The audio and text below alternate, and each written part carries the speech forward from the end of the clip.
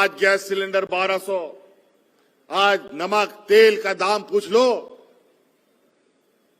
तो पता चलेगा जो पहले आप किलो किलो के हिसाब से खरीदते थे, अब 100-100 ग्राम आपको खरीदना पड़ता है। तरह तरह से षड्यंत्र रच करके हमें कटघरे में खड़ा करने का कोशिश करता है।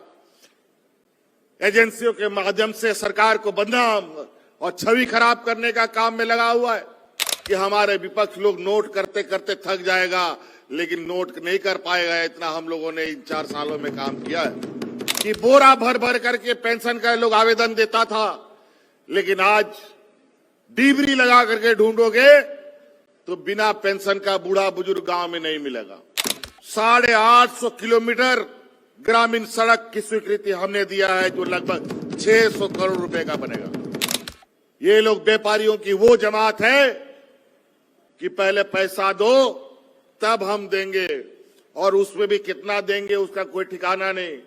1 किलो चीनी दिया, 1 किलो चावल दिया तो पता चला 200 ग्राम उससे गायब हो गया। जब हमारी सरकार बनी उसके पहले इस राज्य में किसानों के लिए जो केसीसी कार्ड था, मात्र 8 लाख पूरे राज्य में 20 सालों में हमारे पूर्ववर्ती सरकारों ने, हमारे विरोधियों ने बनाया। 20 वर्षों में मात्र 8 लाख किसानों को जोड़ पाए केसीसी से। लेकिन आज आपकी इस सरकार ने 2019 से लेकर अभी तक 4 सालों में हम लोगों ने 20 लाख किसानों को केसीसी कार्ड देने का काम किया है। कितना अंतर है, कहां 8 लाख 20 वर्षों में और कहां 20 लाख 3-4 वर्षों में। क्या कर रहे थे ये लोग? किसानों का आंसू पोंछ रहे थे कि किसानों को रुलाने का काम कर रहे थे। पूछिए इन लोगों से। आज इनके विधानसभा में, इनके पंचायत में ये शिविर लगा है, सरकार का शिविर है, लेकिन ये आएंगे नहीं, बल्कि दूर से पत्थर फेंकेंगे और आपको गुमराह करने का काम करेगा कि सरकार कोई काम नहीं कर रही गरीबों के लिए, कोई काम नहीं कर रही किसानों के लिए, कोई काम नहीं कर रही हमारे बच्चों के लिए, हमारे युवाओं के लिए। और मैं गिना सकता हूं एक एक करके। अगर गिनाने लग जाऊं तो इतना लंबा फेरिस्त हो जाएगा कि हमारे विपक्ष लोग नोट करते करते थक जाएगा, लेकिन नोट नहीं कर पाएगा। इतना हम लोगों ने इन 4 सालों में काम किया है। आज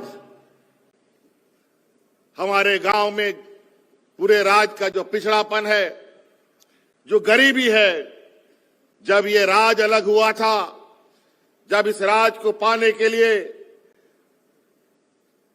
हमारे वीर शहीद आंदोलनकारी विनोद बिहारी महतो, आदरणीय दिसोम गुरु शिबू सोरेन जी के नेतृत्व में अलग राज की लड़ाई, शहीद निर्मल महतो जी की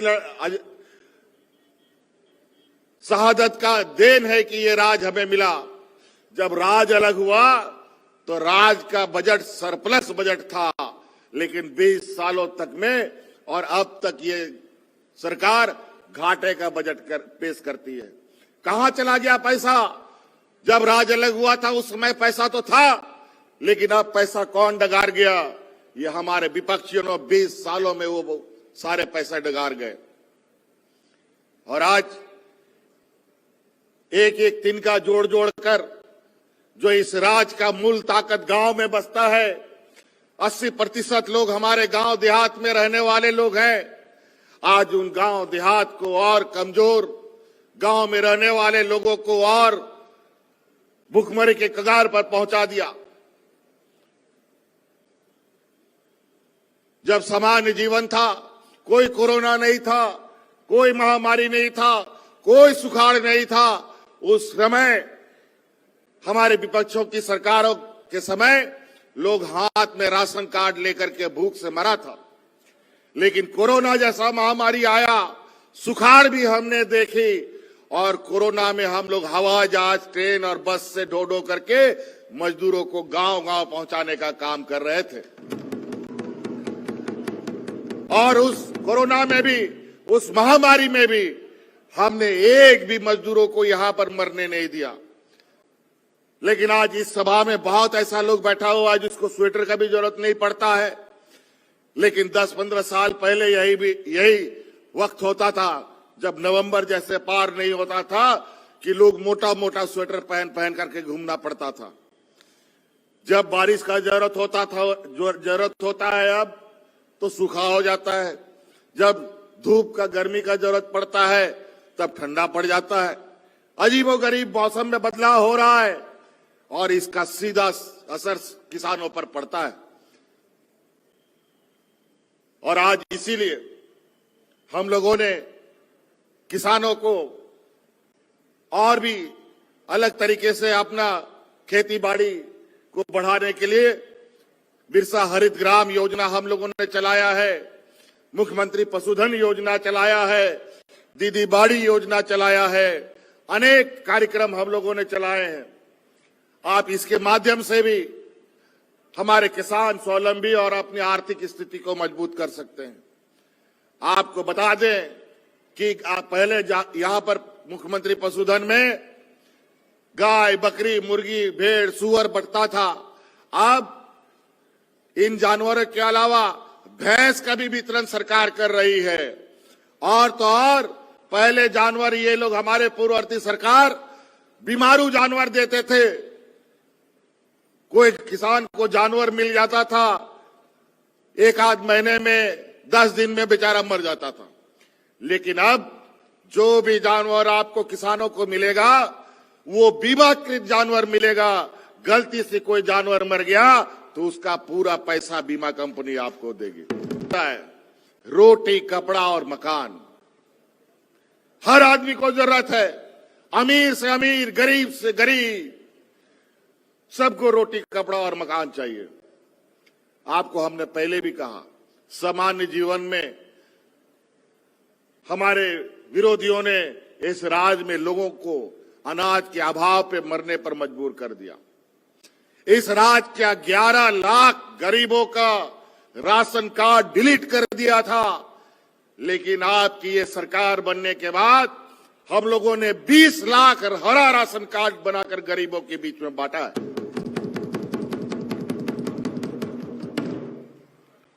और आज उस राशन से अनाज आपको दिया जा रहा है। और आपको हम बता दें, खुशी की बात, एक और हमने निर्णय लिया है। आज की महंगाई जिस तरीके से इन लोगों ने 7वें आसमान में पहुंचा दिया है, गरीबों के लिए आज के दिन में एक एक दाना जुगाड़ करने के लिए जद्दोजहद करना पड़ता है। इसलिए आने वाला समय में जो अनाज वितरण हो रहा है, उस अनाज में 1 किलो दाल भी हम फ्री आप लोगों को देंगे।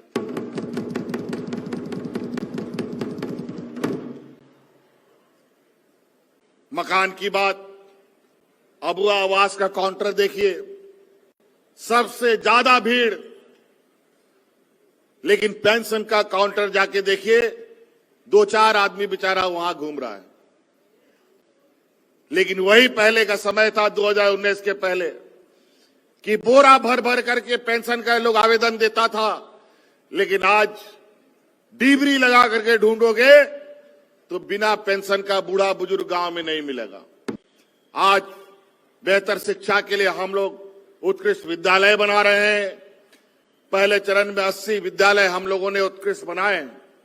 आपके जिले में भी 2-3 स्कूल बन चुका है और आने वाला समय में इन स्कूलों की संख्या 5,000 तक ले जाने का है, ताकि हमारे स्कूल आज के बच्चे आज के प्रतिस्पर्धा में बेहतर तरीके से जगह जगह से नियुक्ति निकाल रहे हैं। अनेक नियुक्ति हम लोगों ने कर ली है, अनेक नियुक्तियां अभी निकलने की तैयारी पर है। कई निकले हुए हैं, 50-60 हजार और नियुक्तियां निकलेंगी। पढ़े लिखे नौजवान हमारे उस क्षेत्र में जाएंगे। लेकिन इसके साथ साथ हमें अब ये आन पड़ा इस राज्य में, पहले इसकी जरूरत क्यों नहीं पड़ी? अगर ये 2000 ईस्वी से ही लागू होता तो शायद यहां पढ़ा लिखा नौजवान कहीं भटकने की आवश्यकता नहीं पड़ती। कभी 19-20 वर्षों में कोई सोच नहीं सका कि सरकार आपके द्वार जाएगी। आज हमारी इस योजनाओं को विभिन्न राज्यों में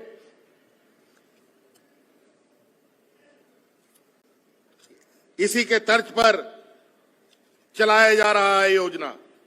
आपके इस जिला में, मात्र बोकारो जिला में ग्रामीण सड़क में, जो ग्रामीण सड़क को बेहतर तरीके से उच्च स्तरीय बनाने के लिए लगभग 850 किलोमीटर ग्रामीण सड़क की स्वीकृति हमने दिया है, जो लगभग 600 करोड़ रुपए का बनेगा।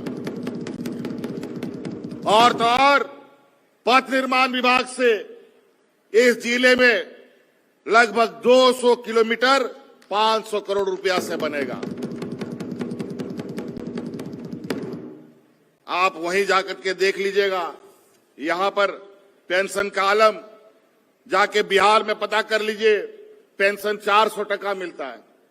आप उड़ीसा में पता कर लो, 500 टका मिलता है।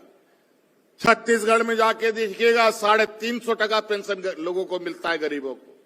लेकिन ये राज्य अपने गरीबों को 1000 रुपया पेंशन देने का काम करता है। हमने आप जितना चादर उतना ही पैर पसार पाएंगे, सबको देखना है। संसाधन हमारे पास सीमित है, अधिकार केंद्र सरकार देने को तैयार नहीं। हमने पहले भी कहा 1,36,000 करोड़ रुपया हमारा केंद्र सरकार में बकाया है। अगर वो आज 1,36,000 करोड़ रुपया हमको मिलता तो इस राज्य के माथे पर जो पिछड़ापन लिखा हुआ है, जिस दिन वो मिलता उसी दिन वो मिट जाता। लेकिन कोई देने वाला नहीं।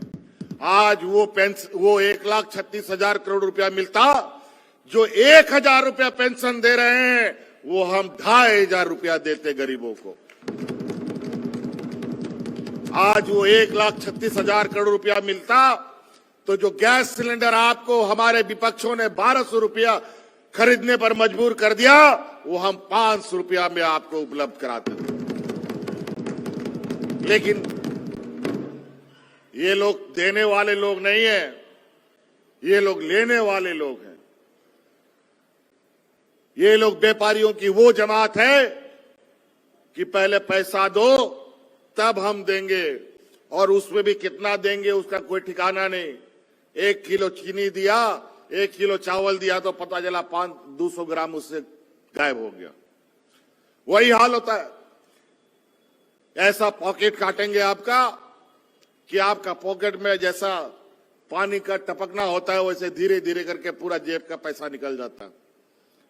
आज महंगाई आसमान छू रहा है, लेकिन महंगाई पर ये लोग कुछ बोलने वाले नहीं है।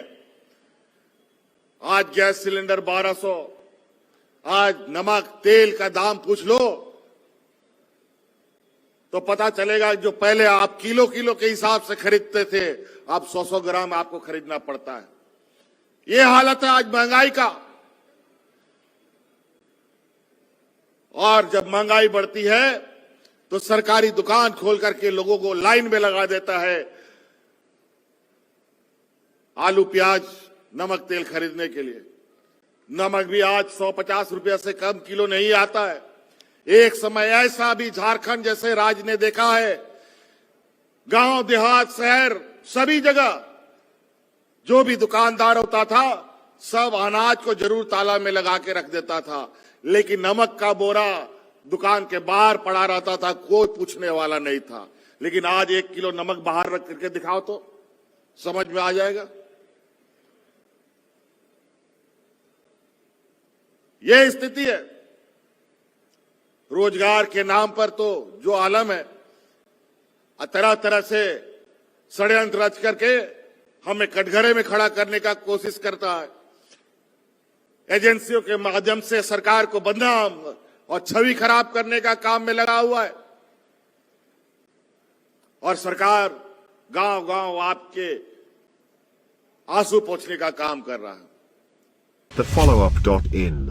Like, share, and subscribe.